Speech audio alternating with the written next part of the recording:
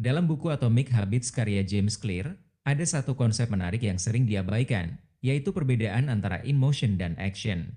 Konsep ini sangat relevan untuk membantu kita memahami mengapa terkadang kita merasa sibuk tetapi tetap tidak mencapai hasil yang signifikan. Berikut penjelasannya. In motion adalah ketika kita sibuk dengan berbagai aktivitas yang terasa produktif, tetapi sebenarnya tidak membawa kita lebih dekat ke tujuan utama. Contohnya, membaca buku atau artikel tentang cara berolahraga yang efektif tanpa benar-benar memulai olahraga. Membuat rencana bisnis tanpa meluncurkan produk atau layanan. Mencari informasi tentang diet sehat tanpa mulai mengubah pola makan. Berada dalam in motion biasanya melibatkan perencanaan, penelitian, atau diskusi. Aktivitas ini terasa bermanfaat, tetapi seringkali hanya membuat kita terjebak dalam persiapan tanpa eksekusi. Action adalah aktivitas yang secara langsung membawa kita lebih dekat ke tujuan. Ini adalah bentuk eksekusi nyata dari apa yang telah direncanakan. Contohnya, benar-benar pergi ke gym dan mulai olahraga. Meluncurkan produk pertama meskipun belum sempurna. Memasak makanan sehat untuk menggantikan kebiasaan makan junk food. Action seringkali lebih menakutkan karena melibatkan risiko kegagalan dan ekspektasi. Namun, hanya melalui tindakan nyata kita bisa menghasilkan perubahan yang signifikan.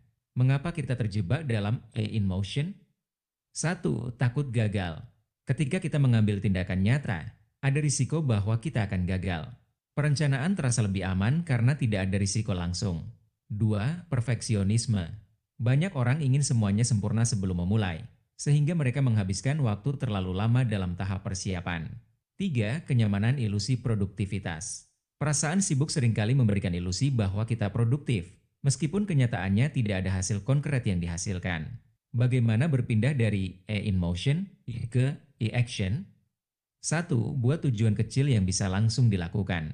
Fokus pada langkah-langkah kecil yang bisa dieksekusi sekarang. Misalnya, jika ingin menulis buku, mulailah dengan menulis 300 kata hari ini. 2. Hadapi risiko dengan nyaman. Terima bahwa kegagalan adalah bagian dari proses belajar. Tidak ada tindakan nyata yang sempurna sejak awal. 3. Batasi waktu untuk perencanaan. Tetapkan batas waktu untuk penelitian atau perencanaan.